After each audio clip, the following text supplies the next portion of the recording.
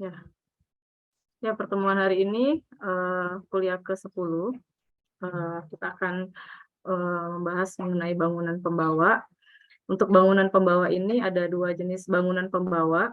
Ada bangunan untuk aliran kritis, aliran superkritis dan aliran subkritis. Untuk aliran kritis sendiri mengikuti ke aliran subkritis karena nanti kita juga akan mempelajari angka Freud, bilangan Freud.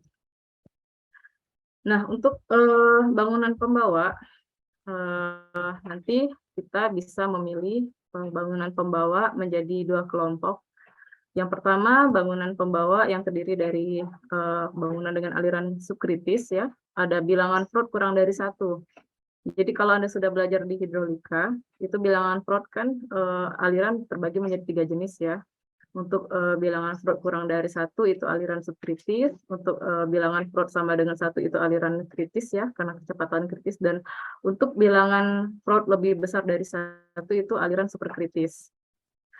Nah, untuk aliran yang subkritis atau bilangan Freud kurang dari 1, itu bangunan yang bisa kita gunakan, bangunan pembawanya adalah gorong-gorong, bisa talang, flam, dan sifon.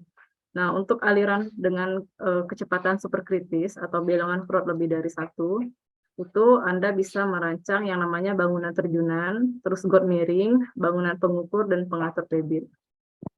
Nah, biasanya untuk tugas besar Anda nanti, Anda bisa memilih antara untuk kecepatannya yang bilangan Freud kurang dari 1, Anda bisa memilih antara gorong-gorong, talang, atau sifon, ya, kalau flam itu cukup jarang. Dan untuk aliran superkritis Anda bisa memilih bangunan terjun. Got miring perencanaannya cukup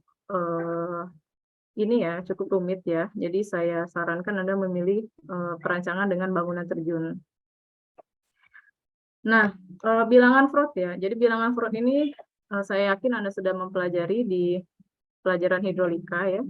Jadi bilangan Freud itu adalah kecepatan rata-rata, ya, di dalam bangunan, jadi di dalam aliran, ya, PA, dibagi dengan akar percepatan gravitasi, ya. Percepatan gravitasi di sini adalah 9,8 meter per detik kuadrat, dikali dengan luas aliran, dibagi dengan lebar permukaan air. Nah, kalau A dibagi B ini dapatnya apa? D kan, kedalaman hidrolik. Jadi kalau sederhananya itu kecepatan rata-rata dibagi akar G, akar gravitasi dikali dengan kedalaman hidrolik. Nah, itu untuk bilangan Freud. Jadi kalau misalkan angka Freud yang Anda dapatkan itu kurang dari 1, itu berarti subkritis, ya. Kalau sama dengan 1 itu berarti aliran kritis, dan kalau lebih besar dari 1 itu aliran superkritis.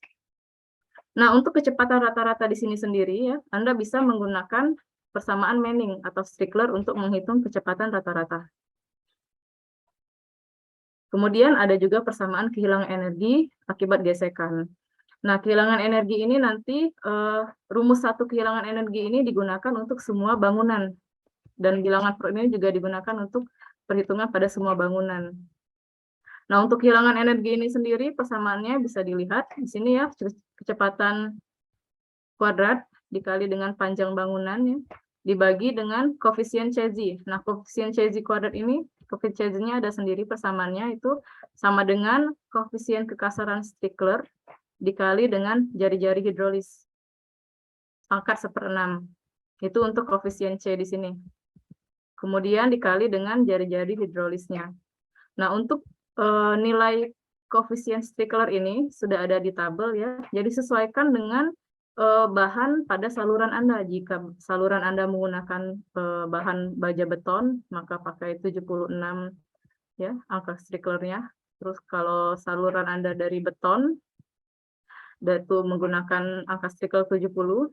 Kalau dari baja itu menggunakan angka Strickler 80, dan kalau dari pasangan batu, ya, menggunakan 60.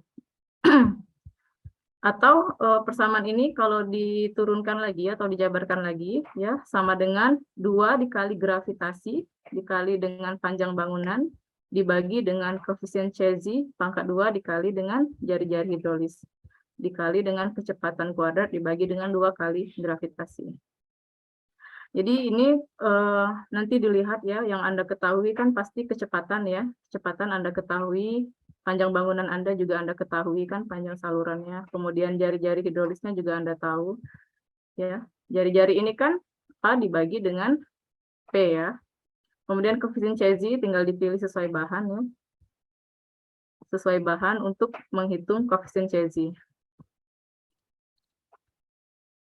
Nah, untuk kehilangan energi pada peralihan ya, dalam peralihan itu ada yang namanya saluran terbuka atau saluran tertutup. Nah, untuk saluran terbuka sendiri, bilangan Freud untuk aliran tersebut tidak melebihi 0,5 kehilangan energi. Jadi harus setengah kehilangan energi pada peralihan masuk dan peralihan keluar. Nah, di sini ada rumus Borda ya, persamaan Borda untuk peralihan keluar sebagai delta H masuk dan delta H keluar.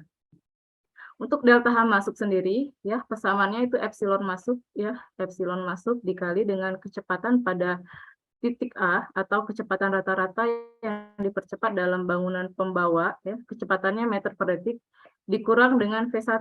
V1 ini adalah kecepatan rata-rata di saluran hulu, ya karena kita ingin mengetahui delta H masuk. Kuadrat ya dibagi dengan 2 dikali gravitasi itu untuk delta H masuk. Nah, untuk delta H keluar itu epsilon keluar ya, epsilon keluar dikali dengan kecepatan dalam bangunan pembawa dikurang dengan kecepatan rata-rata di saluran hulu dibagi dengan 2 gravitasi. Nah, ini untuk nilai epsilon ini sendiri nanti ada tabelnya, tabel untuk menentukan nilai epsilon. Nanti ada tabulasinya dilihat pada slide berikutnya. Nah, sekarang kita mau pelajari gorong-gorong.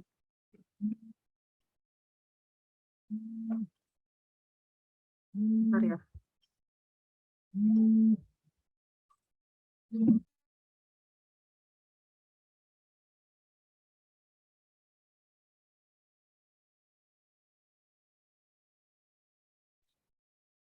Oke, ini sekarang kita masuk ke gorong-gorong.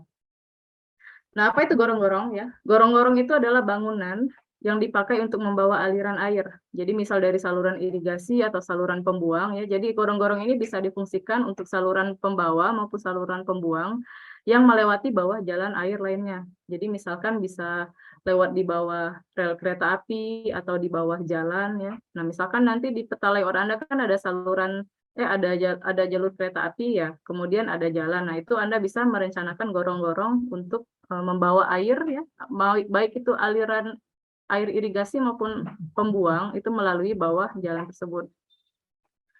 Nah, gorong-gorong berupa saluran tertutup ya dengan peralihan pada bagian masuk dan keluar. Nah, ada 2 jenis ya. Jadi pada gorong-gorong aliran bebas, sebagian potongan melintang berada di atas muka air.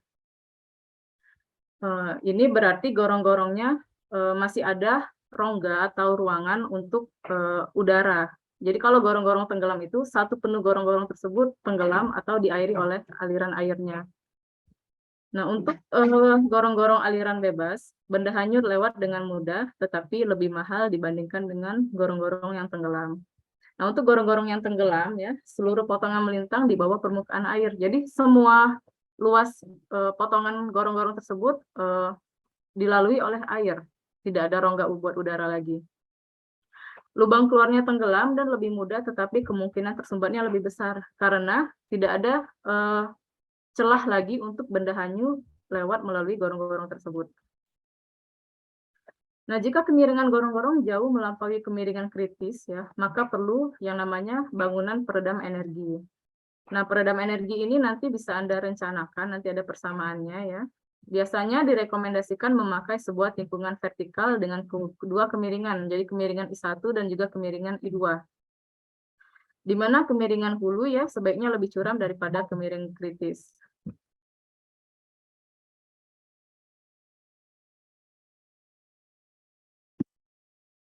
Ini gambarnya.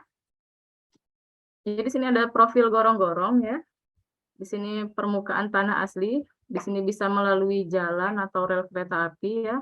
Jadi saluran tersebut masuk ke bawah melalui gorong-gorong. Di sini ada I1 ya, di sini ada I2. Jadi ada 2 kemiringan, kemiringan I1 dan juga kemiringan I2.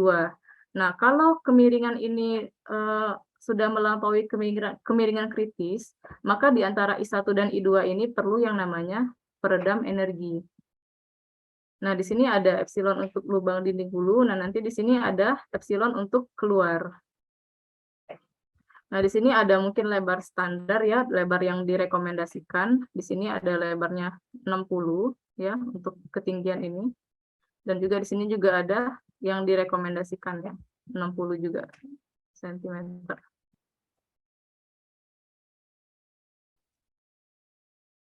Itu. Gorong-gorong sebaiknya lewat bawah saluran dengan ruang bebas. Jadi kita di sini membutuhkan clearance ya, wilayah yang dibebaskan itu sebesar 60 cm untuk saluran tanah dan juga 30 cm untuk saluran yang berupa pasangan batu ya maksudnya. Nah, di sini ada gorong-gorong yang tidak terisi penuh. Jadi gorong-gorong yang tidak terisi penuh itu adalah gorong-gorong yang tidak tenggelam atau tidak terisi air penuh pada semua wilayah atau luas area profil potongan gorong-gorong tersebut. Jadi muka air di dalam lubang bebas, sehingga prinsip kita yang kita gunakan adalah prinsip saluran terbuka. Nah, untuk saluran terbuka sendiri ya, perhitungan hidrolisnya untuk ketinggian 1 atau H1 itu harus lebih besar dari 2/3 H. Untuk debitnya sendiri ya, ini persamaannya mu dikali lebar gorong-gorong dikali B dikali H ya, dikali akar 2 gravitasi dikali Z, koefisien Z. Nah, untuk H1 yang sama dengan 2/3 H, itu persamaannya ini. Debit sama dengan 0,385 dikali mu, nanti koefisien mu-nya ada ya, diketahui. Mu dikali B dikali H di akar kali akar 2GZ. Nah, kalau untuk H1 yang sama dengan 2/3 H, maka muka air di hilir bangunan itu lebih rendah daripada di hulu. Nah, di sini ada keterangannya. Untuk H1 itu adalah kedalaman air di dalam gorong-gorong ya. Kemudian H itu adalah kedalaman air di saluran atau di depan gorong-gorong. Q itu debit dalam meter kubik per detik ya. Nah, mu sendiri sudah ditentukan, rentang nilainya 0,85 sampai 0,9. Mu ini adalah koefisien debit. Nah, untuk B, lebar gorong-gorong. Nanti lebar gorong-gorong ini bisa Anda coba-coba juga angkanya, seperti Anda menghitung lebar saluran. Kemudian Z ini adalah kehilangan tinggi energi. Tadi ya, yang persamaan kehilangan tinggi energi sudah kita bahas tadi di atas. Kemudian G adalah percepatan gravitasi, 9,81 meter per detik kuadrat. Nah, untuk gorong-gorong yang bulat terisi penuh, jadi kita menggunakan prinsip persamaan tertutup untuk gorong-gorong yang tenggelam. Nah, untuk perhitungan hidrolisnya, untuk debit adalah luas potongan luas keliling basah dikali dengan P. Kecepatan ini sendiri kita gunakan persamaan Strickler untuk mencari kecepatan. Nah, untuk kehilangan energi di sini, Z ya, itu persamaan yang kita gunakan adalah ini untuk pipanya, apabila pipa pada gorong-gorong tersebut kita menggunakan pipa persegi. Untuk pipa persegi, ya, rumus untuk kehilangan energinya adalah kecepatan kuadrat dibagi dengan 2 kali gravitasi, ya, dikali dengan 1 ditambah FI, nanti kita lihat FI itu apa, FI ditambah FL dikali theta, bagi dengan 4F. Nah, untuk FI, itu ada persamaannya lagi untuk menghitung FI. Untuk FI itu 1 dibagi dengan mu kuadrat, ya. Mu tadi 0,85 sampai 0,9, dikurang dengan 1. Oke, di sini mu-nya untuk persegi sudah ditentukan, ada nilai lagi 0,8 sampai 0,85.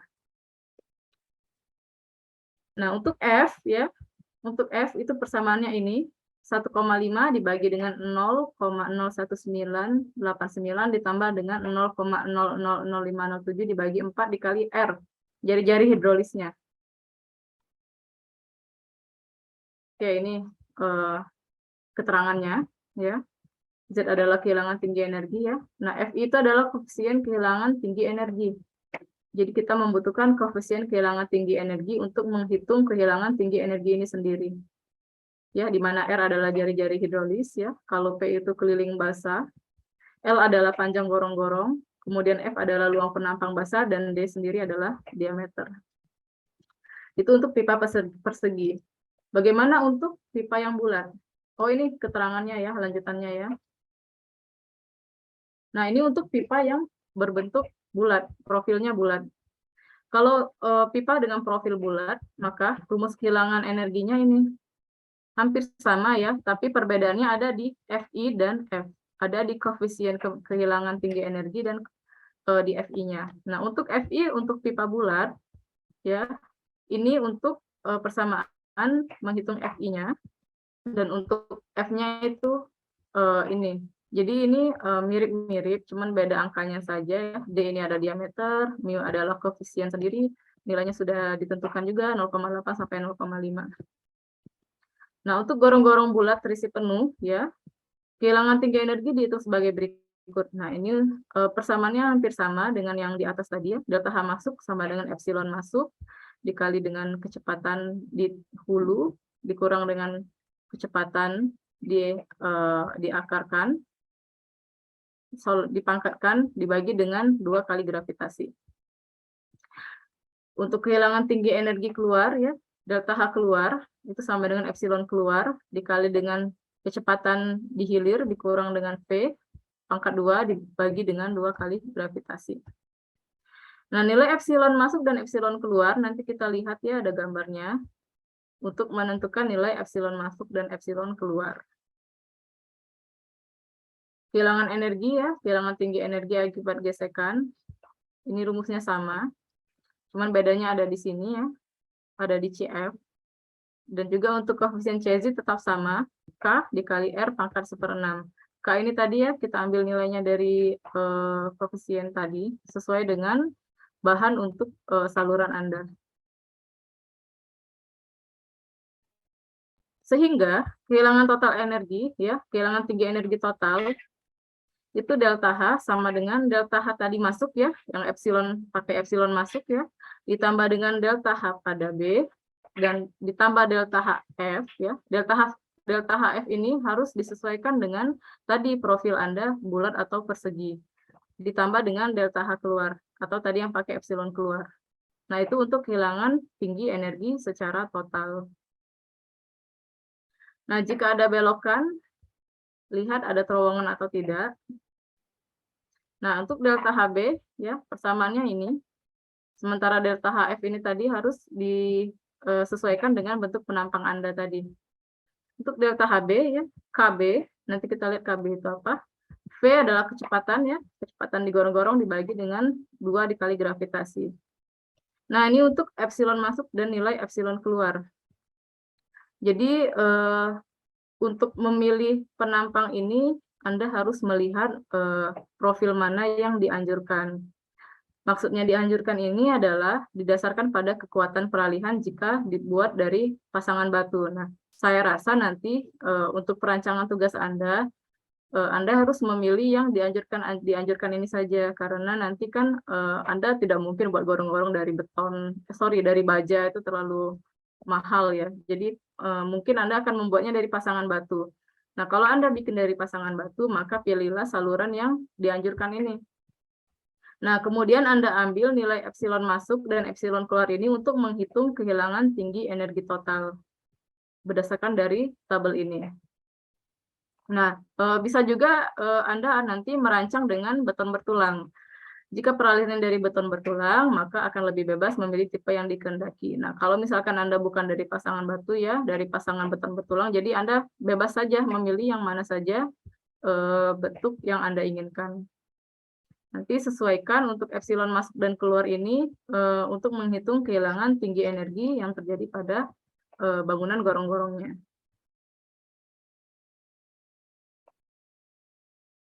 Oke, ini sama saja terusannya ya. Nah, untuk epsilon masuk dan epsilon keluar ini, koefisien ini berlaku juga untuk bangunan sifon dan juga flam juga berlaku menggunakan nilai epsilon ini. Jadi satu angka epsilon ini berlaku untuk bangunan untuk saluran pada saluran subkritis. Semua bangunan yang melalui saluran subkritis nilai epsilonnya menggunakan nilai epsilon pada tabel ini.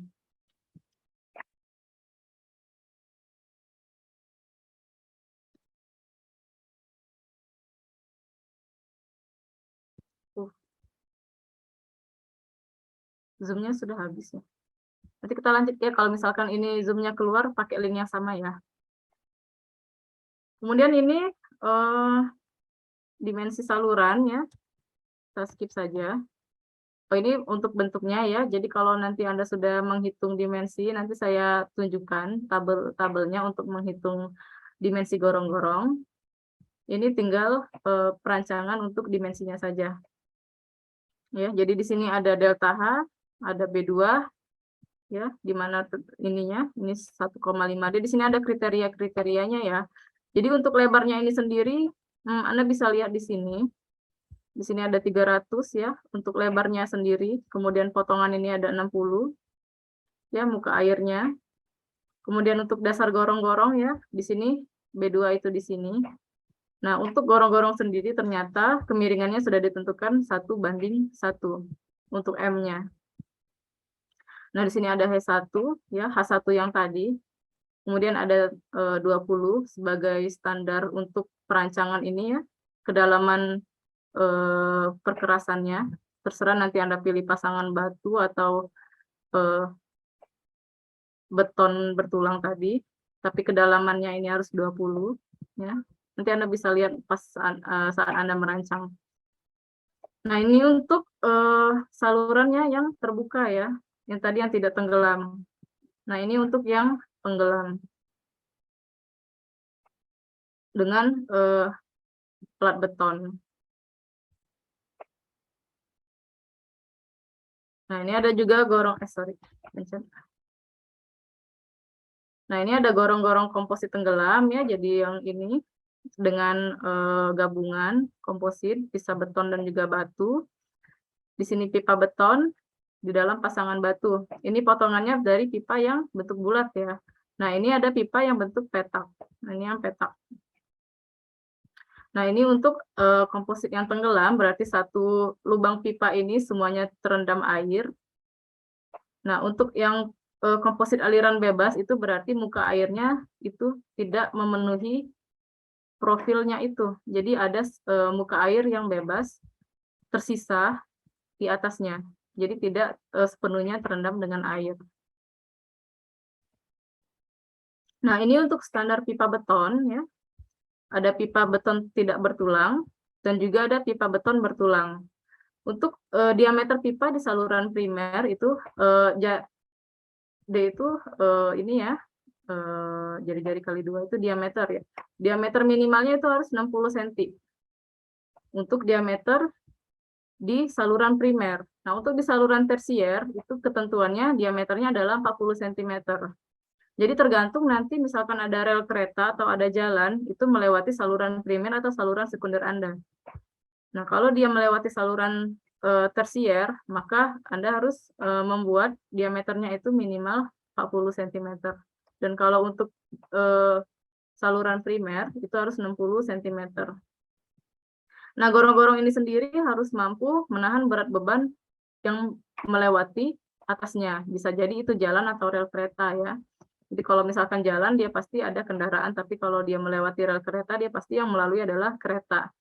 Nah, itu perancangan ini ya, untuk perancangan strukturnya harus mampu menahan beban di atasnya. Kemudian ini ada gorong-gorong segi 4 ya. Bisa dibuat dari beton bertulang atau dari pasangan batu. Nah, ini tadi sudah ada ketentuannya juga ya, di atas gorong-gorong pipa bawah, di bawah jalan ya, atau tanggul yang menahan berat kendaraan harus ada penutup dengan minimum 0,6 meter atau 60 cm. Nah, untuk gorong-gorong pembuang di bawah saluran irigasi harus memakai penyambung kedap air. Jadi tidak boleh ada kebocoran pada gorong-gorong tersebut. Atau disambung dengan beton, tumbuk, atau pasangan batu. Nah, ini untuk gorong-gorong segi 4 ya, yang terdiri dari pasangan batu. Nah, di sini ada penutup beton bertulang ya. Ini tingginya, ini lebarnya. Tadi lebarnya sudah ditentukan ya. Kalau untuk gorong-gorong yang melalui saluran primer itu harus 60 cm, dan kalau saluran tersier itu minimal harus 40 cm. Nah, ini ada ketebalan ininya ya, dindingnya ya, ada kriterianya. Ini harus 30 cm sampai 40 cm. Ya, kemudian dari sini sampai ke sini harus 30 sampai 40 cm untuk dinding-dinding gorong-gorongnya. Nah, untuk itu dari pasangan batu. Untuk beton bertulang harus dilengkapi dengan lantai kerja. Nah, kalau misalkan debitnya lebih besar, maka bangunan yang Anda rencanakan itu harus kedap air. Kalau kedap air berarti harus terdiri dari beton bertulang. Karena kalau pasangan batu itu masih akan terjadi rembesan pada pasangan batu tersebut, sehingga airnya pasti akan merembes melalui celah-celah pasangan batu. Kalau dari beton bertulang, maka tidak akan terjadi rembesan pada dinding gorong-gorong tersebut.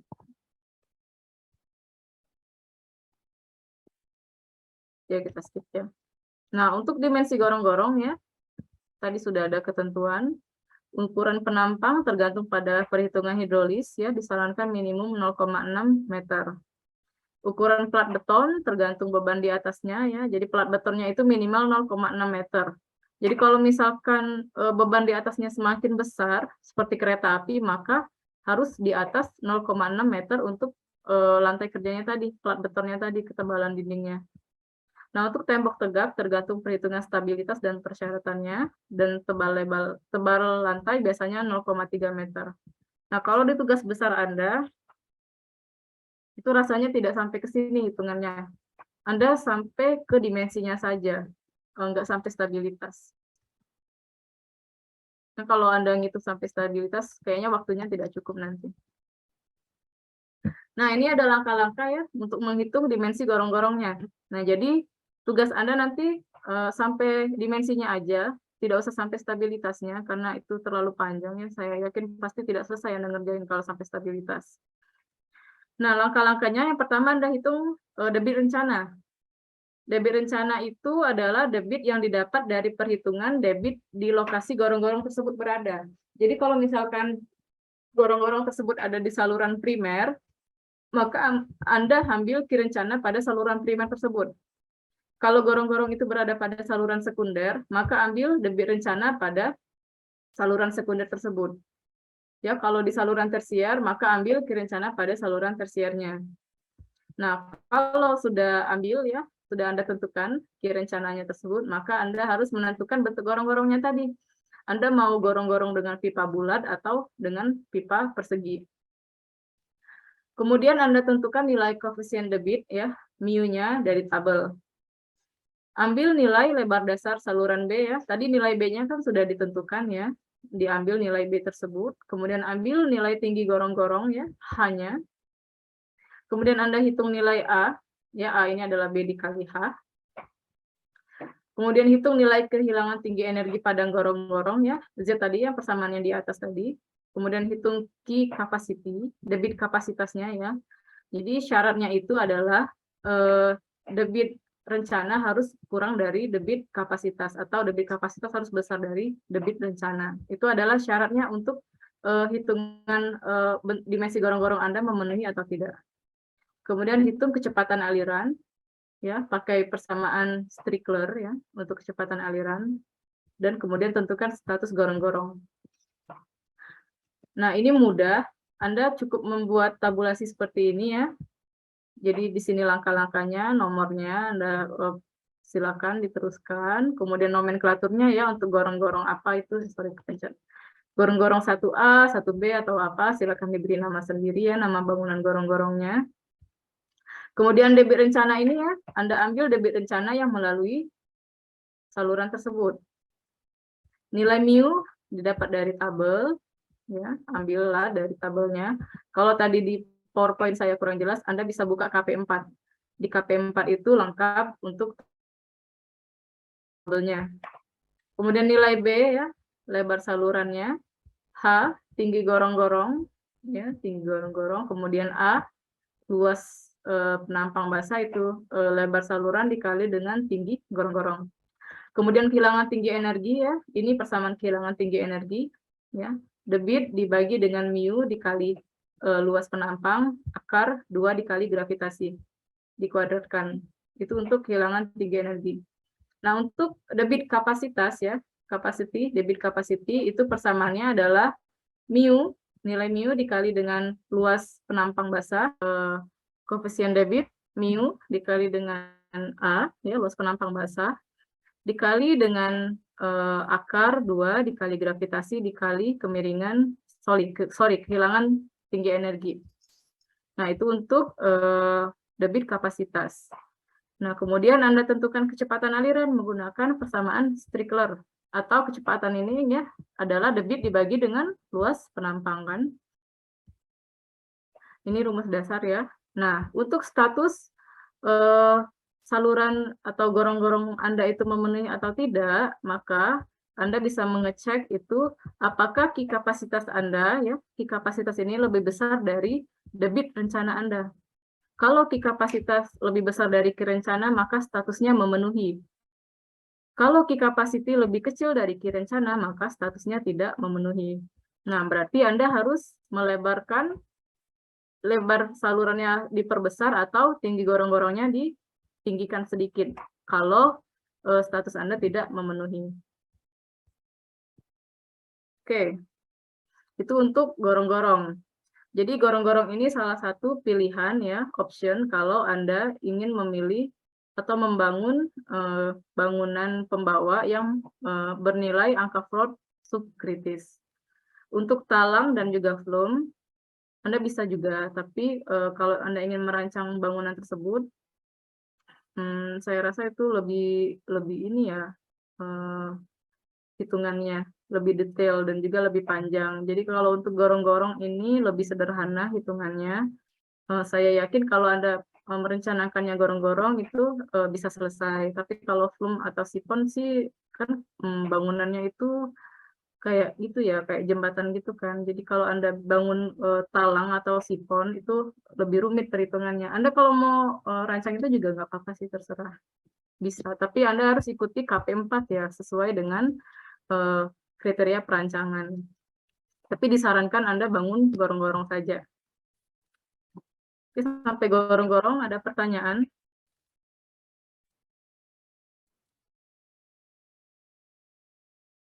Lanjut ya. Oke, lanjut.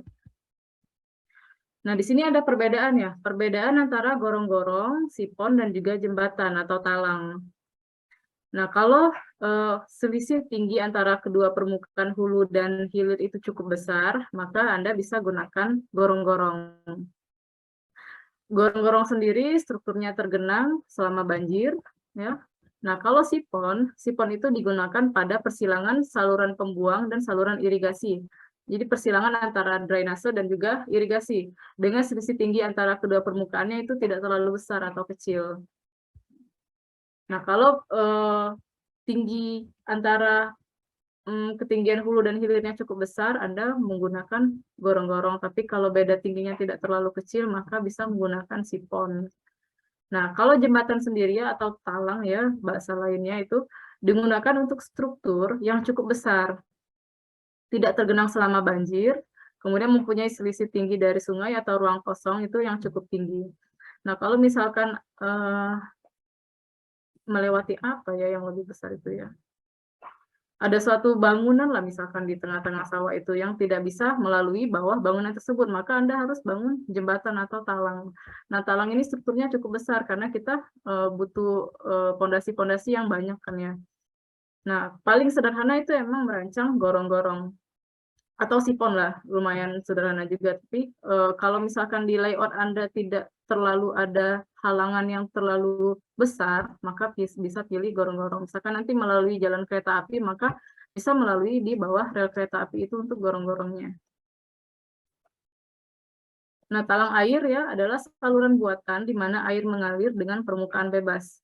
Dibuat jika saluran melintasi jalan, sungai, ya kalau lewat sungai berarti kita harus bangun talang. Kemudian ada rel kereta api atau saluran irigasi atau lembah yang tidak sebidang. Nah, kita bisa bangun namanya talang atau jembatan tadi. Nah, kecepatan talang lebih besar dari V di saluran. Kemiringan maksimum ya, IMAX, ini bisa kita dapatkan dari kecepatan Strickler itu ya, untuk menghitung kemiringan. Itu disyaratkan 0,002. Jadi kalau Anda tahu I, berarti Anda tahu kecepatannya kan, dimasukkan ke rumus Strickler itu. Kecepatan dan juga kemiringan harus dipilih sedemikian rupa ya, sehingga tidak terjadi kecepatan yang super kritis atau kritis. Karena talang ini adalah bangunan untuk kecepatan yang subkritis.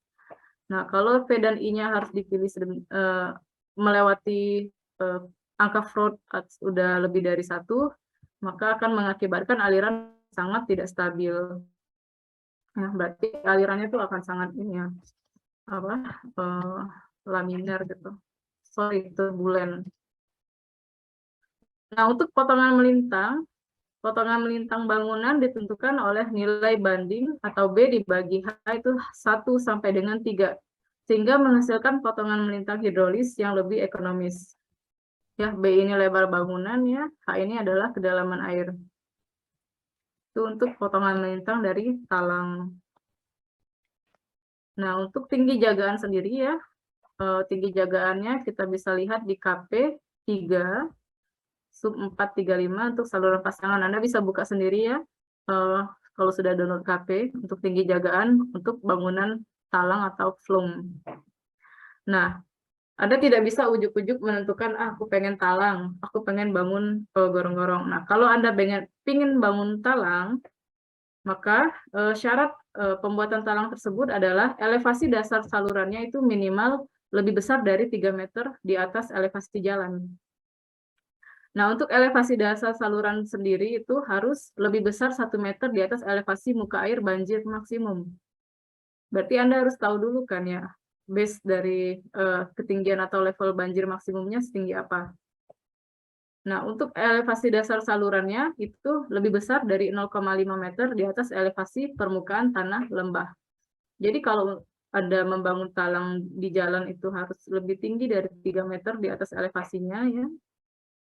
Kalau muka airnya melalui elevasi muka banjir, maka harus maksimal dari 1 meter. Tapi kalau lewat permukaan tanah lembah itu harus lebih besar dari 0,5 meter. Nah, di bawah dari elevasi ini Anda tidak bisa untuk membangun talang. Talang bisa dibuat dari pasangan batu, bisa dari beton bertulang juga, dan juga bisa dari konstruksi baja.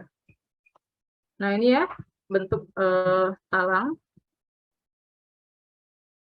Talang terdiri dari landasan dan juga bak pilar. Jadi di sini ada pilar-pilar untuk fondasi dari talang itu sendiri. Ya, di sini airnya masuk ke sini. Ini potongannya. Di sini ada tingginya ya. Nah, di sini ada Z, kehilangan tinggi energinya. Di sini H1, di sini H total.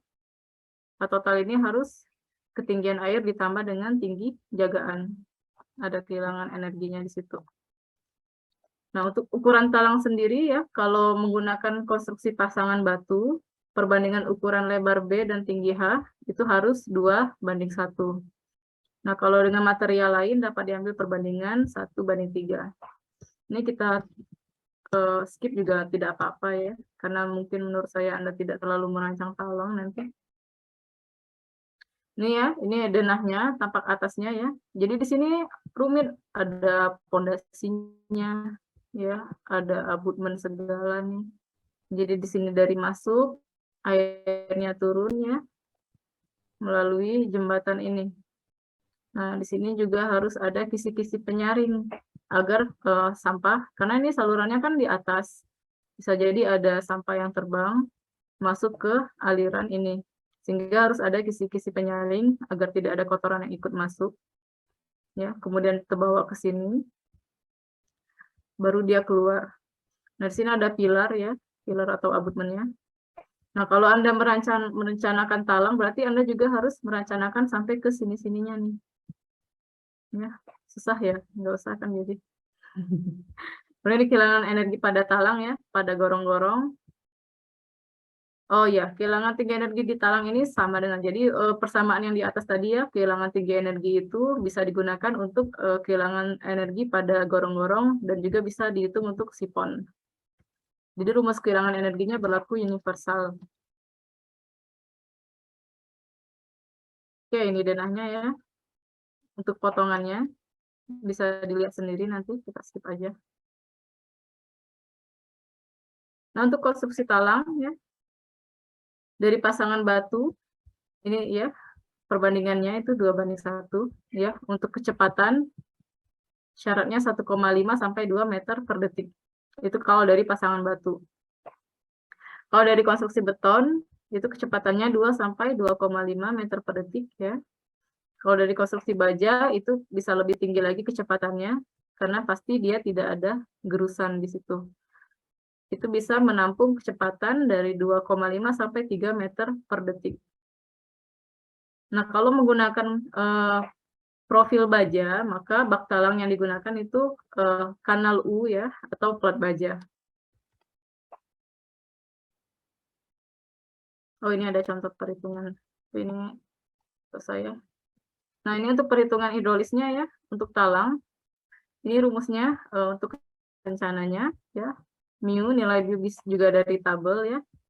Kemudian lebar dikali dengan tinggi talang, akar 2 dikali gravitasi, dikali dengan kehilangan tinggi energi, ditambah dengan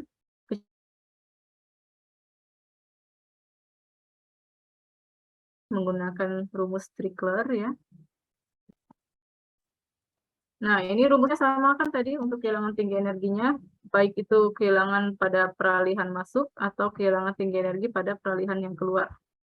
Sama persis persamaannya.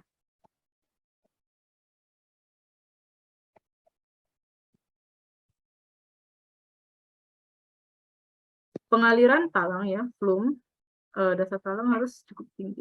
Oke, jadi ini kalau misalkan materialnya ada dari kayu, itu koefisien kekasaran Stricklernya ya, itu diambil 60 untuk menghitung kecepatan aliran tadi.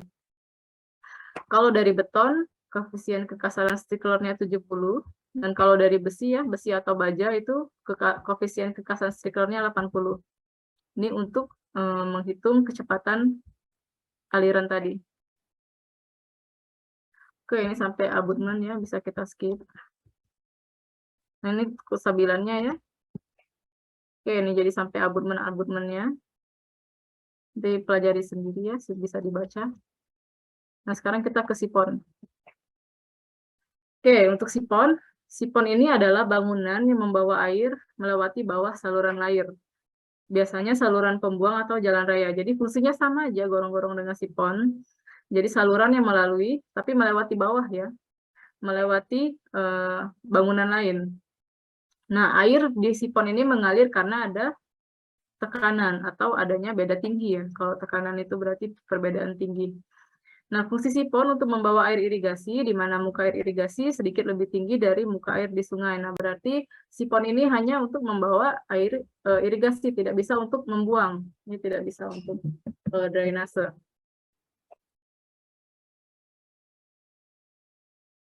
Permukaan jalan raya bisa, untuk kereta api bisa, sehingga harus dilewatkan melalui bawah. Jadi kalau lewat bawah itu bisa pilih gorong-gorong atau sipon, kalau lewat atas itu bisa pilih talang atau jembatan. Sipon yang panjangnya lebih besar dari 100 meter, panjang banget ya, harus dilengkapi dengan manhole atau lubang periksa. Nah, ini ada bentuk hidrolisnya ya, atau kriteria sipon. Untuk sipon sendiri harus melalui pipa yang terendam atau berisi penuh. Sipon dibuat dengan persilangan tegak lurus terhadap sungai atau jalan raya. Jadi ini harus 90 derajat persilangannya agar sipon tidak terlalu panjang. Nah, kecepatan dalam sipon harus 2 kali kecepatan di saluran. Berarti dia harus sangat cepat sekali. Berarti dia membutuhkan kemiringan yang cukup tinggi. Berkisar antara 1,5 sampai kurang dari 3 meter per detik. Nah, untuk kecepatan tinggi, kehilangan tinggi energi harus bertambah. Sehingga kalau kecepatannya rendah terjadi endapan atau penyumbatan pada sipon tersebut. Jadi ini harus 2 kali kecepatan di saluran Anda. Jadi pada saat ada peralihan dari saluran masuk ke sipon itu kecepatannya harus 2 kali lipat dari kecepatan yang ada di saluran. Nah, untuk ukuran minimal sipon itu diambil 0,6 meter ya atau 60 cm.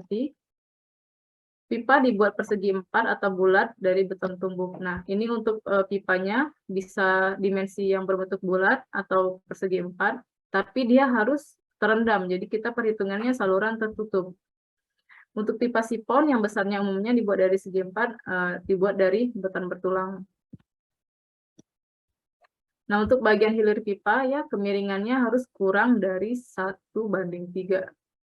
Untuk bagian pemasukan dilengkapi dengan saringan, jadi sama seperti talang tadi ya, harus ada saringan untuk menahan kotoran agar tidak tersumbat pada aliran sifon. Nah, ini sifon. Jadi di sini ya, ada peralihan masuk, di sini peralihan keluar. Nah, ini bisa melewati apa nih? Bisa di atasnya bisa lewat rel kereta atau jalan ya. Jadi di sini saluran Anda ya, baik itu primer atau sekunder atau tersier ya. Dari sini dia langsung turun ke bawah, masuk ke sini.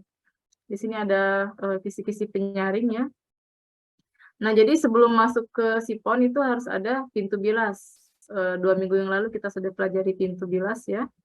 Masuk ke bawah. Nah, di sini harus kecepatan di sini harus 2 kali lipat dari kecepatan yang ada di saluran ini.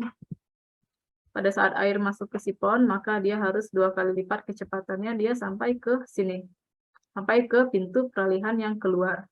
Nah, kehilangan tinggi energi pada pintu peralihan masuk dan keluar, persamaannya sama tadi ya. Seperti yang di atas, itu yang pakai epsilon masuk dan pakai epsilon keluar tadi. Nah, di sini bisa pakai pipa beton bertulang ya. Bisa profil bulat atau profil persegi 4. Nah, di sini ada kisi-kisi penyaring ya, agar tadi kotoran tidak ikut terbawa ke dalam salurannya. Kisi-kisi penyaring dari jeruji baja, seperti ini ya bentukannya ya, harus dipasang pada lubang masuk bangunan, baik itu sifon maupun gorong-gorong, agar bangunan tidak tersumbat dengan benda hanyut. Dipilih jeruji tegak supaya tidak bisa dibersihkan dengan penggaruk. Oke, jadi kalau misalkan bentuk jerujinya horizontal, maka susah penggaruk ini mau ngambil sampahnya. Kalau bentuknya vertikal atau tegak lurus, sampah yang tersumbat di penyaringnya bisa kita ambil dengan mudah menggunakan ini, penggaruk ini. Oke, ini ada sifon kombinasi, pasangan batu dan juga dengan beton.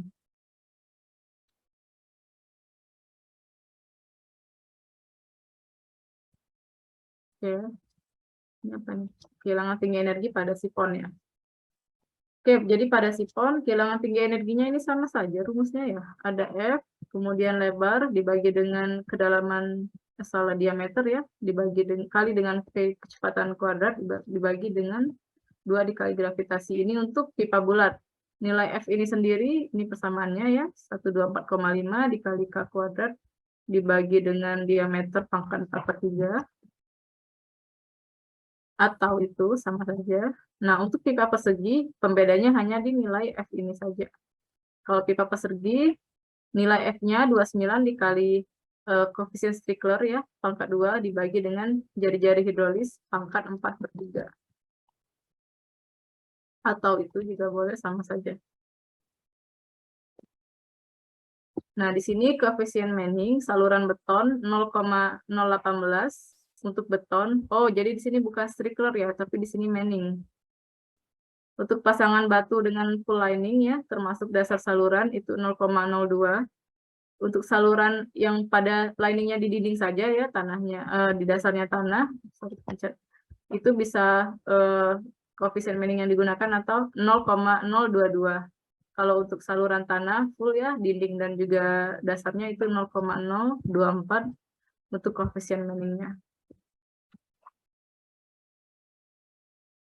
Kehilangan tinggi energi di saringan, oke. Jadi di saringan ini juga ada kehilangan tinggi energi sendiri yang kita hitung.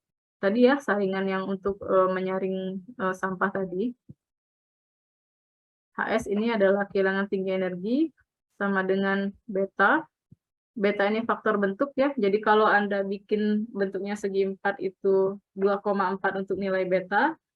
Kalau Anda bikin bentuknya bulat atau lingkaran itu betanya 1,8. S-nya adalah tebal batang saringan. B ini jarak bersih antara batang saringan, jadi batang saringan itu ya, yang jerujinya itu tadi. Jaraknya itu B, kemudian di sini ada delta ya, delta, sudut kemiringan saringan, ya kemiringannya berapa. V itu kecepatan melalui kisi-kisi. Ini untuk kehilangan tinggi. Jadi kehilangan tingginya tidak hanya di muka, di pembuka dan juga peralihan awal dan peralihan akhir, tapi juga di saringannya ada kehilangan tinggi energi. Nah, kalau dibelokkan ya, belokan itu di sininya tuh maksudnya. Bentar.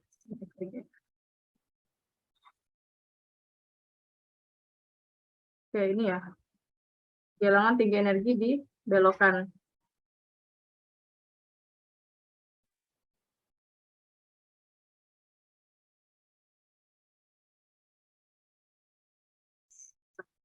Untuk kehilangan tinggi energi pada belokan, ini rumusnya.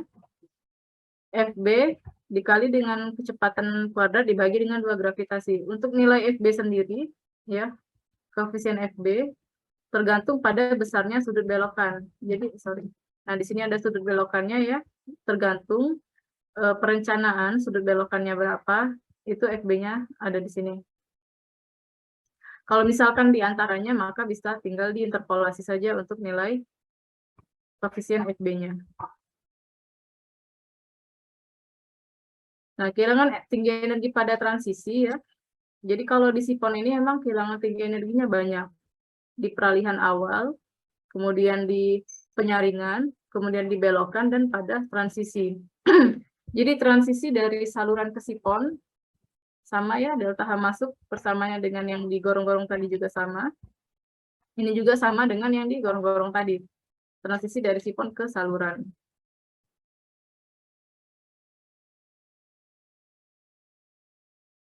Nah, sehingga totalnya harus 10% lebih kecil daripada perbedaan muka air pada pemasukan dan juga pengeluaran yang tersedia. Ya, jadi ini kehilangan tinggi energi pada F ini tadi ini ya, di penyaringan, kemudian S-nya di tikungan, B-nya di mana tadi di B? Sorry. Oh, di belokan ya. Kemudian delta H masuk ditambah dengan delta H keluar itu harus kurang dari atau sama dengan 90% dari kehilangan tinggi energi total. H itu perbedaan tinggi muka air pada pemasukan dan juga pengeluarannya. Jika sifon terletak pada dasar yang tidak stabil ya, maka puncak sifon harus berada minimum 0,5 sampai 2 meter di bawah dasar sungai. Berarti emang harus digali untuk bangun gorong-gorong dan juga harus bangun talang. Nah, ada gabungan talang namanya gabungan talang sifon. Talang sifon ini adalah sifon yang dibangun di atas muka air. Nah, kalau sifon tadi lewat bawah muka air, kalau talang sifon dia sifon yang dikombinasikan jadi jembatan, jadi talang sifon. Melintasi alur sungai di mana dasar sifon terletak di atas muka air banjir. Nah, talang sifon dipakai bila mana sifon di dasar sungai akan terlalu dalam. Oke, jadi misalkan sungainya terlalu dalam ya kedalamannya, profil sungainya tersebut, maka pakai talang. Ya, kan kalau misalkan sungainya dalamnya 3-4 meter, masa harus gali sampai 3-4 meter ya melalui bawah sungai kan nggak mungkin. Jadi kita bisa bangun talang sifon untuk konstruksi saluran pembawa yang melewati sungai tersebut.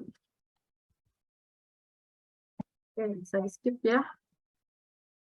Karena ini tidak terlalu Anda ini desain nanti. Nah, ini sekarang bangunan terjun. Nah, bangunan terjun ini adalah salah satu opsi atau pilihan untuk aliran dengan kecepatan superkritis ya. Jadi opsinya bisa memilih bangunan terjun. Bangunan terjun atau got miring diperlukan jika kemiringan permukaan tanah lebih curam daripada kemiringan maksimum. Jadi memang kecepatannya pasti sangat tinggi sehingga alirannya menjadi aliran superkritis. Bilangan Froude-nya akan lebih besar daripada 1. Nah, sifat-sifat perencanaannya adalah 1, ada bagian hulu pengontrol, yaitu bagian aliran yang menjadi superkritis. Kemudian bagian di mana air dialirkan ke elevasi yang lebih rendah. Kemudian ada bagian tepat di sebelah hilir potongan U. Ya, nanti ada gambarnya ini. Yaitu di mana tempat energi harus diredam. Jadi emang bangunan terjun ini fungsinya untuk meredam kecepatan atau meredam energi yang terlalu besar. Nah, untuk bagian peralihan saluran memerlukan lindungan untuk mencegah erosi. Nah, ini ada bangunan terjun tegak ya. Jadi bangunan terjun ini ada 2 macam. Yang pertama itu adalah bangunan terjun tegak. Nah, jadi di sini ada pengontrol aliran. Dia harus naik dulu ke atas untuk meredam tadi ya, meredam kecepatan. Jadi yang tadinya ketinggiannya ada dari P1 dengan H1, kemudian dia naik ya karena ada ini, seperti ini apa kemarin itu, saya lupa jadi namanya. Nah, tinggi muka airnya akan naik ke sini, kemudian dia ada terjunan di sini untuk meredam energi. Ini namanya terjunannya. Di sini ada pengontrol aliran, kemudian ada pembawa, kemudian energinya diredam. Setelah dia terjun, energinya akan teredam di sini, kemudian dia masuk ke peralihan lagi. Nah, untuk bangunan terjun tegak ini diperlukan jika kemiringan permukaan tanah lebih curam daripada kemiringan maksimum saluran yang diizinkan. Nah, di sini ada panjang kolam olahnya ya untuk bangunan terjunan ini.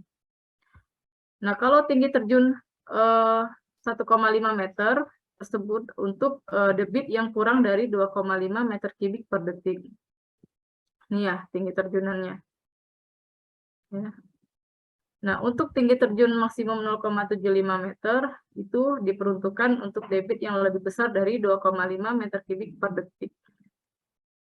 Oke, jadi dari Y1 ya, ini tadi Y1, setelah dia terjun, di sini teredam energinya, akan naik menjadi ketinggian air Y2. Di sini ada lagi ya, peralihannya di sini. Kemudian ini ada panjangnya ya, panjang P dan juga panjang di sini, panjang kolam olahnya di sini J. Nah, nanti kita rencanakan bangunan terjun ini untuk peredam energi. Di sini ada bangunan terjun miring. Nah, jadi di sini yang bangunan terjun tegak ya, langsung tegak begini ya. Nah, kalau untuk terjun miring, dindingnya miring, ada sudutnya. Alternatifnya itu bisa 1:1 atau 1:2. Nah, ini untuk yang 1:1 ya. Kemudian ini bisa yang 1:2. Nah, untuk bangunan terjun tegak, energi diredam karena terjadinya benturan luapan dengan lantai kolam. Jadi di sini pasti akan benturan ya, dari airnya jatuh ke sini ke bawah pasti akan terjadi benturan sehingga kita perlu yang namanya peredam energi. Tapi kalau yang terjun miring itu tidak ada benturan, jadi kita tidak terlalu memerlukan peredam energi di sini. Sehingga airnya langsung terjadi loncatan air. Nah, dengan bangunan terjun miring ya, peredam energi menjadi jauh lebih berkurang akibat gesekan dan aliran turbulensi di atas permukaan yang miring. Nah, jadi di sini alirannya bisa lebih terkontrol. Kalau di sini tadi kan dia langsung terjun ya, sehingga energinya besar, maka harus diredam menggunakan peredam energi. Nah, untuk menghitung tinggi terjunan tersebut ya, tinggi terjunan ini, ya, ini langkah-langkahnya. Pertama, Anda hitung debit saluran. Ya. Debit saluran ini didapat dari data debit saluran Anda. Jadi mau itu saluran di primer atau di sekunder, Anda ambil saja nilai debitnya. Kemudian panjang salurannya didapat dari layout. Ini bisa Anda ukur ya dari hulu ke hilirnya. Panjang salurannya di peta, kemudian dikalikan dengan skala peta Anda. Itu hitung panjang salurannya. Untuk kemiringan salurannya, ya, I-nya itu beda tingginya ya, elevasi di hulu, dikurang elevasi di hilir, dibagi dengan jarak. Untuk elevasi tanah asli, Anda lihat dari peta, kan situ ada peta konturnya ya, kan bisa Anda lihat di situ, terus dihitung elevasi tanah aslinya berapa. Kemudian hitung tinggi hilang. Tinggi hilang ini adalah tinggi air di sawah, dikurang dengan tinggi air di bangunannya, di bangunan salurannya. Kemudian hitung tinggi basah, ya, hitung dimensi salurannya. Waduh, mau habis lagi nih. Kayaknya sekali lagi ya kita perpanjangnya. Nanti kalau Zoom-nya keluar lagi, join lagi ya, sekali lagi ya. Kemudian untuk hitung elevasi muka air maksimum itu elevasi tanah, ya, ditambah dengan tinggi hilang. Kemudian elevasi muka air minimum, ya, elevasi tanah asli, tambah dengan tinggi basah, dikurang dengan stripping. Stripping ini artinya penggerukan tanah. Diasumsikan stripping ini atau penggerukan tanah ini asumsinya 20 cm. Kemudian ya, elevasi muka air rencana, ada elevasi muka air maksimum. Kemudian elevasi dasar saluran adalah elevasi muka air rencana dikurang dengan tinggi basah. Nah, ini harus masih ada. Kemudian tinggi terjunnya adalah elevasi dasar saluran bangunan dikurang dengan hilirnya, elevasi di hilir. Jumlah terjun ya, banyaknya terjunan yang diizinkan dengan batasan tinggi terjunan. Nanti ini untuk lebih jelasnya, Anda bisa baca di KP4, ya, keterangan-keterangannya itu. Kemudian hitung tinggi tiap terjun, ada tinggi terjunan dibagi jumlah terjun. Nah, ini Anda harus tabulasi lagi. Nah, di sini sudah saya jabarkan ya, nilai-nilai ini, ya, nilai-nilai parameternya ini ya, didapat dari mana? Dari sini. Untuk debit saluran, ambil data debit saluran. Kemudian panjang saluran Anda hitung dari layout. Ya. Nah, di sini ada saluran sekunder ya. Jadi ada saluran, bisa saluran sekunder, bisa saluran primer ya, tergantung di mana terjunannya akan dibangun. Jadi misalkan di saluran sekunder itu ada 2 bangunan terjun, maka ditulis bangunan terjun 1, bangunan terjun 2. Misalkan di saluran sekunder selanjutnya itu ada 2 juga, maka bangunan terjun 2, bangunan terjun 3. Silakan dinamakan, terserah. Ya, tergantung dengan saluran sekundernya. Nah, masing-masing parameter ini ya, di sini sudah dituliskan ya. Tinggal Anda hitung saja di sini. Jadi untuk terjunan ini Anda harus kembali lagi lihat peta layout Anda, karena di sini banyak data yang Anda dapatkan dari layout, seperti ketinggian, ya, panjang saluran, kemudian kemiringan dari layout, elevasi tanah juga dari layout, kemudian tinggi air di sawah itu mungkin dari hitungan Anda ya, tadi yang kemarin itu tinggi air di sawah, dan juga bangunan. Kemudian dimensi saluran itu dari hasil hitungan Anda. Nah, ini juga dari peta layout ya, elevasi tanah ditambah dengan tinggi hilang. Dan juga dari layout ya. Jadi Anda harus memperhatikan peta layout untuk merancang bangunan terjun ini, karena banyak data dari sana. Oke, kalau sudah bikin tabel yang ini, maka Anda selanjutnya menghitung dimensi terjunannya. Nah, dimensi terjunannya, ini parameter dimensinya ya. Ada debit, kemudian ada tingginya, kemudian ada kecepatan, ya. Kemudian tinggi total yang ditambah dengan tinggi jagaannya, kemudian lebarnya, kemudian ini kehilangan tinggi energi ya. Q kecil itu adalah Q debit Q dibagi dengan B. Ini biasanya laju ya Q ini kalau Q kecil itu. Kemudian HC ya, kemiringan kritisnya. Bisa Anda lihat di sini. Q kecil kuadrat dibagi dengan gravitasi pangkat 1/3. Oke, jadi di sini sudah saya jabarkan ya. Anda bisa ikuti persamaan yang ada di pinggir-pinggir ini, di masing-masing parameter. Jadi kalau sudah dimensi terjunannya ini, tinggal digambar sesuai dengan gambar terjunan tadi. Ya, kan di sini ada ya. Nah, ini ada parameter-parameternya ya. Ada Q kecil, ada H besar, ada delta H, ada Y, ada delta Z. Nah, di sini tinggal Anda masukkan dari dimensi-dimensi terjunan Anda tadi. Di sini persamaannya sudah dibuat. Tinggal dicari aja datanya sesuai dengan. Nah, kalau nilainya dari tabel ya, cari aja di tabel. Tapi ini saya rasa semuanya dari hitungan, nggak ada dari tabel. Ini dari hitungan ya, dari hitungan. Nah, M ini adalah ini tadi ya, kemiringan Anda. Kalau Anda pakai kemiringan 1/2, masukkan kemiringan 1/2. Kalau ada tadi kemiringannya 1/1, masukkan M-nya 1. Oke, selesai.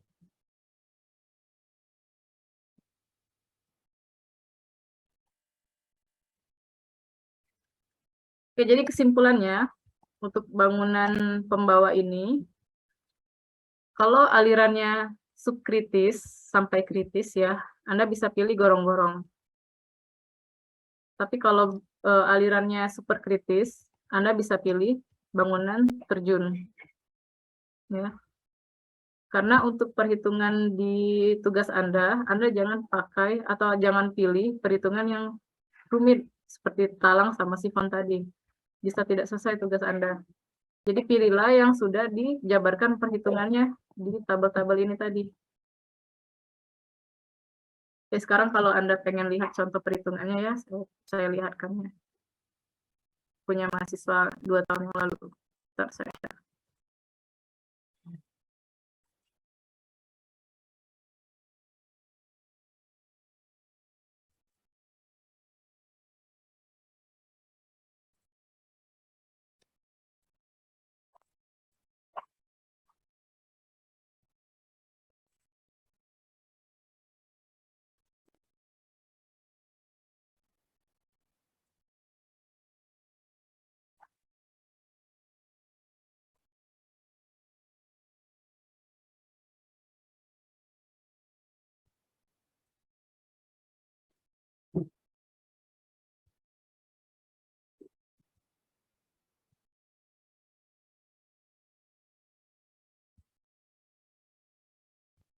Bentar ya, sinyal.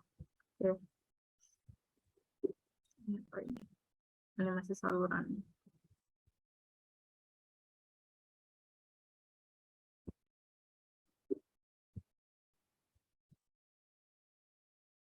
Nah, ini ya, contoh perhitungan. Sorry, ini masih debit.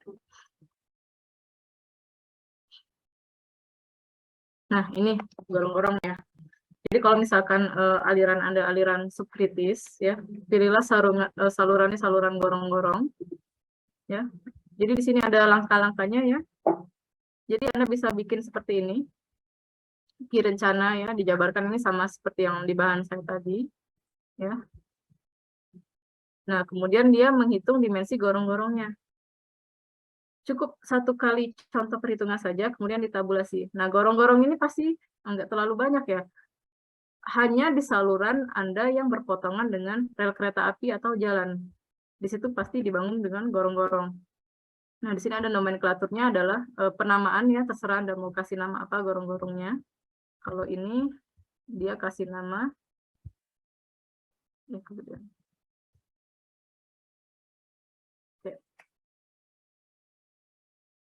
Oke, ini gorong-gorong 1A, gorong-gorong 2B, gorong-gorong 2A. Nah, Ki rencana ini adalah debit rencana yang diperoleh dari perhitungan saluran rencana Anda. Jadi yang bab sebelum ini ya, yang sudah diajarkan 2 minggu yang lalu. Nah, ini dia merencanakan bentuknya persegi. Kalau Anda pengen bulat juga terserah, silakan. Kemudian ini koefisiennya ya, mu-nya 0,8. Kemudian lebarnya dapat dari perhitungan. Ya. Perhitungan dimensi saluran ruas RA2. Nah, jadi B ini sesuai dengan saluran Anda. Jadi saluran Anda luasnya berapa, disamakan untuk perhitungan gorong-gorong ini. Nah, kemudian tingginya juga diperoleh dari dimensi saluran ruas yang berpotongan dengan konstruksi yang berpotongan dengan saluran tersebut. Diambillah hanya tersebut. Nah, kalau A itu B dikali H ya. Kemudian Z, ini kehilangan tinggi energinya. Dari persamaannya sudah dijabarkan juga di slide-nya. Kemudian ini Ki kapasitas ya. Ki kapasitas juga rumusnya juga sudah dijabarkan tadi. Kemudian hitung kecepatannya. Nah, Anda harus menentukan statusnya memenuhi atau tidak memenuhi. Kalau Ki kapasitas, kalau Ki kapasitas kurang dari Ki rencana, maka tidak memenuhi. Berarti apa yang harus Anda lakukan? Anda harus memperlebar atau meninggikan dari dimensinya. Nah, ini gambar gorong-gorongnya ya. Nah, kalau ini nanti Anda gambar pakai AutoCAD. Ini masih manual. Ini berapa menit lagi ya? Kurang lebih 1 menit lagi. Oke, ini terjunan ya. Ini seperti yang saya jabarkan tadi, terjunannya. Nah, kemudian ini contoh perhitungan dimensi terjunan saluran sekunder A dan saluran sekunder B. Maka Anda rencanakan di masing-masing tinggi terjun di masing-masing saluran. Nah, kalau setelah Anda menghitung tinggi terjunnya sudah, maka Anda harus menghitung dimensi terjunan. Nah, kalau sudah, maka Anda bangun gambarnya. Jadi di sini adalah yang direncanakan sama mahasiswa ini adalah bangunan terjun tegak. Ya, kalau Anda pengen rancang bangunan terjun miring, boleh, tapi lihat dulu kriterianya apakah memenuhi, apakah tidak, untuk membangun saluran terjun yang miring. Oke, nah ini kalau tugasnya ya, tugas besar ini perhitungannya itu ya sampai bangunan terjun aja. Selanjutnya Anda menghitung dimensi galian dan timbunan. Nah, perhitungan galian dan timbunan ini mudah kan, sudah sering banget kan hitung galian dan timbunan. Lihat elevasi rencana, lihat elevasi tanah existing, Anda hitung galian dan timbunan. Jadi hampir tidak ada persamaan yang digunakan. Anda cukup melihat dari elevasi di peta layout Anda. Oke, kalau sudah Galkim selesai tugasnya. Berarti materi hari ini adalah materi untuk perhitungan yang terakhir pada tugas besar Anda. Selanjutnya Anda tinggal menghitung galian dan timbunan saja.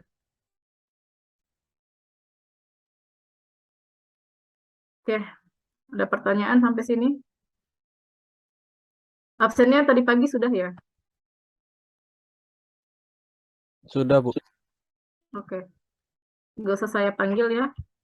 Saya yakin pasti udah ngisi semua. Oke, ada pertanyaan sampai sini? Jadi nggak usah pusing-pusing ya mikirin mau rancang talang pakai abutmen, pakai pondasi. Gorong-gorong aja yang sederhana.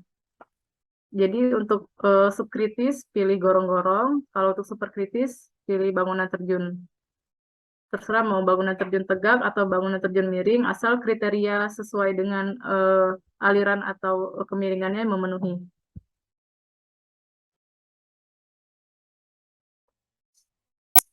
Ada pertanyaan?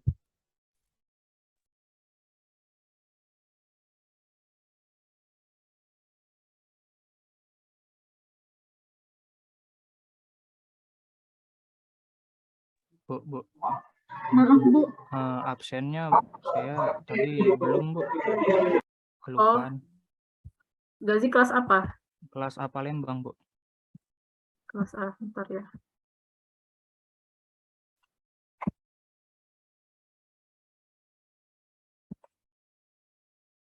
Oke, ini absennya saya panggil yang belum absen aja ya.